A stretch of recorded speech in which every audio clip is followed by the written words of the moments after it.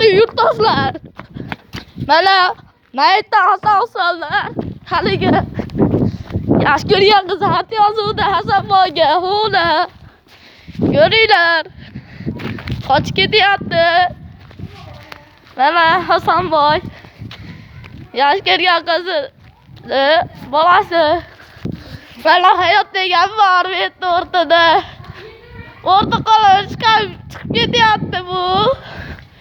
Mana ko'rib olinglar. Ana qochishyapti. Like bosinglar. Hasanlarga. Bo'pti. Hayotga o'zicha maqtanyapti telefon. Yosh ko'rgan qizlari xat yozuvdi. Shuni YouTube'ga tarqatardim. Buni ham ko'ringlar. Bu Hasanboy haligi xat yozgan qizni yaxshi ko'radi. Xat yozing, siz yaxshi ko'raman deb yozgan. Bo'pti Hasanboy yaxshi bo'l.